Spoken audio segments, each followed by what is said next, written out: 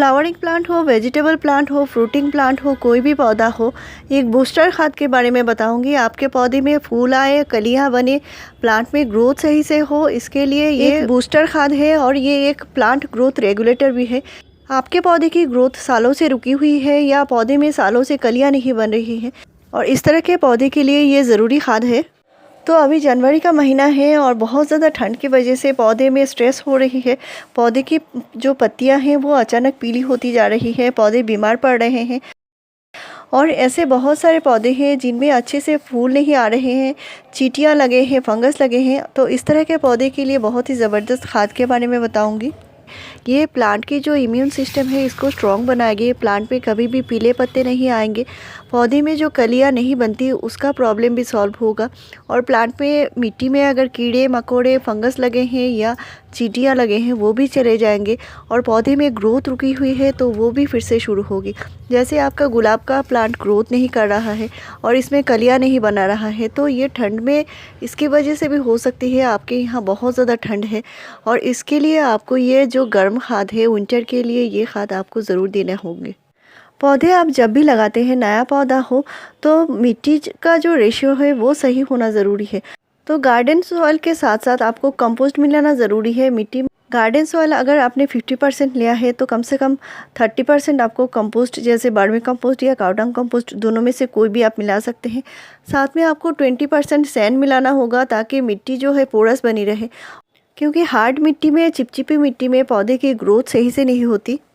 तो देख सकते हैं मेरे बैल्कनी में लगे हुए प्लांट हैं और इनमें भी अच्छी फ्लावरिंग हो रही है। तो अभी विंटर टाइम है और इस टाइम जब भी आपको पौधे की मिट्टी में फर्टिलाइज़र या पानी डालना हो तो जैसे धूप थोड़ी सी निकल आए और अच्छी धूप में ही आपको ये फर्टिलाइज़र और पानी दोनों ही डालना है। अभी विंटर टाइम है तो आपको विंटर में देने वाले फर्टिलाइज़र ही देने पड़ेंगे और इस पर मैं वीडियो जो शेयर कर रही हूँ फ्रेंड्स, वो मैं नवंबर महीने से विंटर के लिए जो फर्टिलाइज़र दे रही हूँ वो आपको ज़रूर देने होंगे।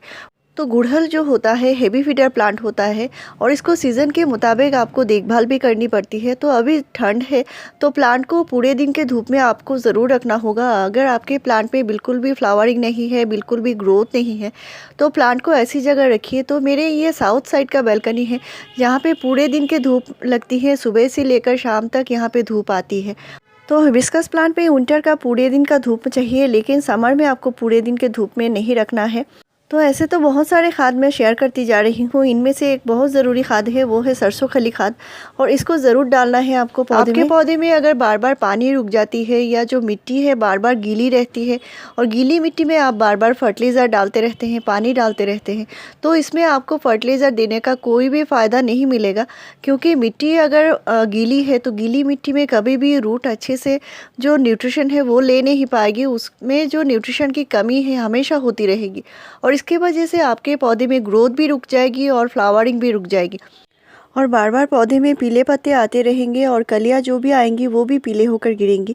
तो इसके लिए आपको पौधे की मिट्टी एक बार ड्राई करनी है, इसके बाद ही फिर से मिट्टी में पानी डालना होगा। और गेंदे के फर्टिलाइज़र के ऊपर मैंने वीडियो शेयर किया हुआ है।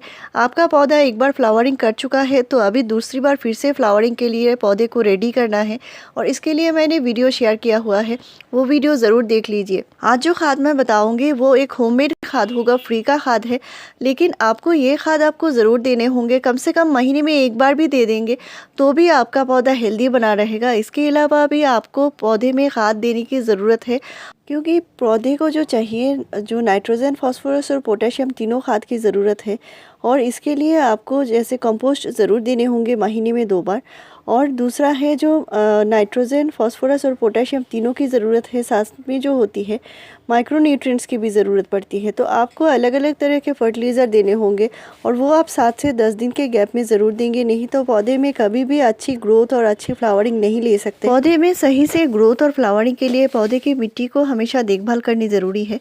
मिट्टी की हल्की गुड़ाई 7 से 10 दिन के गैप में ज़रूर कीजिए और मिट्टी में घास हो या पुराने फूल पत्ते पड़े हों इनको हमेशा क्लीन करके रखिए। क्योंकि ये जो बूस्टर खाद होती है प्लांट को बूस्ट करती है फ्लावरिंग करने के लिए, लेकिन साथ में आपको फ्लावरिंग के लिए दूसरे फर्टिलाइज़र ज़रूर देने होंगे। और अभी जो मैं प्लांट के लिए फर्टिलाइज़र बना रही हूँ, यहाँ पे मैंने 1 ग्लास पानी लिया है और साथ में 1 चुटकी जो चीज़ डाली हुई है वो क्या है फ्रेंड्स आगे मैं बताने वाली हूँ। तो अभी आप देख सकते हैं यहाँ पे मैंने हाफ़ टी स्पून चाय पत्ती लिया है, और चाय पत्ती जो होती है पौधे के लिए अमृत होती है। यहाँ पे मैंने फ्रेश चाय पत्ती हाफ़ टी स्पून लिया है, और ये जो चाय पत्ती है इसमें नाइट्रोजन, फास्फोरस, पोटेशियम और भी कई सारी चीज़ें हैं जो मिट्टी को उपजाऊ बनाती है, पौधे को न्यूट्रिशन लेने में मदद करती है। और कई सारे ऐसे पौधे हैं जैसे गुलाब है, गुड़हल है, इनको एसिडिक मिट्टी चाहिए, तो इसके लिए आप चाय पत्ती का इस्तेमाल ज़रूर कीजिए पौधे में। और इस तरह अलग अलग फर्टिलाइज़र जो मैं आपसे शेयर करती रहती हूँ, मैंने 350 से ज़्यादा ऑर्गेनिक फर्टिलाइज़र के ऊपर वीडियो शेयर किए हैं। मेरे पौधे इस तरह हर एक पौधे में अच्छे से अच्छी फ्लावरिंग होती है। तो यहाँ पे खाद बनाने के लिए इस खाद में मैंने जो डाला है वो मैं आगे बता रही हूँ। ये देख सकते हैं, ये है हींग, और हींग जो होती है हम किचन में इस्तेमाल ज़रूर करते हैं। और ये जो खाद बनेगी ये एक गर्म खाद बनेगी, क्योंकि हींग जो होती है, हींग की जो तासीर होती है थोड़ी सी गर्म होती है, और इसको हम पौधे में कई सारे तरीके से यूज़ कर सकते हैं। यहाँ पे मैं जो खाद बना रही हूँ ये सिंपल तरीका आपसे शेयर कर रही हूँ, और इसका जो इस्तेमाल करना है बहुत ही कम क्वांटिटी में करना है। थोड़ी सी हींग लेनी है, और 1 चुटकी हींग ही मैंने लिया है। जो हींग आती है अलग अलग कंपनी के अलग अलग मिल जाती है, तो आपको कोई सा भी लेनी है और सिर्फ 1 चुटकी ही लेनी है। तो हींग से और भी कई सारे ऑर्गेनिक तरीके से खाद बनते हैं, और जहाँ पे जैविक खेती की जाती है वहाँ पे भी हींग का इस्तेमाल होता है। ये एक बूस्टर खाद की तरह इस्तेमाल होता है। तो यहाँ पे मैंने इस जो तीनों चीज़ों को मिलाकर मैंने 24 घंटे के लिए रखा है, और इसके बाद ये अच्छे से इसका जो न्यूट्रिशन है ये पानी में आ चुका है। और इसके जो छिलके हैं या जो चाय पत्ती है इनको हम इस्तेमाल नहीं करेंगे, सिर्फ पानी का ही इस्तेमाल करना है। और इसका जो इस्तेमाल करना है, अगर गर्मी के टाइम कर रहे हैं तो आपको शाम को ही ये फर्टिलाइज़र देने होंगे। हींग की जो स्मेल होती है, इसे जो पॉट की जो मिट्टी है इसमें कीड़े मकोड़े फंगस लगे हैं वो भी चले जाएंगे, चींटियां हैं तो भी चले जाएंगे, पौधा हेल्दी बनेगा। और इसको अच्छे से डाइल्यूट करना पड़ेगा। अगर आपने 1 लीटर फर्टिलाइज़र बनाया है तो कम से कम आपको 7 से 8 लीटर नॉर्मल पानी मिलाकर पौधे में देना है। और अगर आप यहाँ पे मैं 100 ml फर्टिलाइज़र मिला रही हूँ, और यहाँ पे जो पानी है तो 100 ml फर्टिलाइज़र को आप 1 लीटर पानी में डाइल्यूट करके भी पौधे में डाल सकते हैं। और ये जो खाद है ये सुबह सुबह दे सकते हैं, क्योंकि अभी विंटर टाइम है, पौधे को इससे गर्माहट मिलेगी, पौधे अच्छे से अच्छे फ्लावरिंग करेंगे। और इस बूस्टर खाद के बाद आपको पौधे में जो देना है वो है पोटेशियम खाद, और इसके लिए आप तरह तरह के फर्टिलाइज़र मेरे चैनल पर जाकर देख सकते हैं। ऐसे बहुत सारे फर्टिलाइज़र हैं जिनसे पौधे में इस तरह गुच्छों में कलियाँ आएंगी। और समर हो या विंटर हो, किसी भी वेजिटेबल प्लांट हो, फ्रूटिंग प्लांट हो, फ्लावरिंग प्लांट हो, सभी पौधे में इस तरह के खाद आप डाल सकते हैं, बढ़िया रिजल्ट पा सकते हैं। तो मेरे चैनल में आपको ऐसी ही बढ़िया जानकारी मिलती रहेगी। मेरे चैनल को ज़रूर सब्सक्राइब कीजिए, लाइक शेयर और कमेंट कीजिए। वीडियो पूरा देखने के लिए थैंक यू।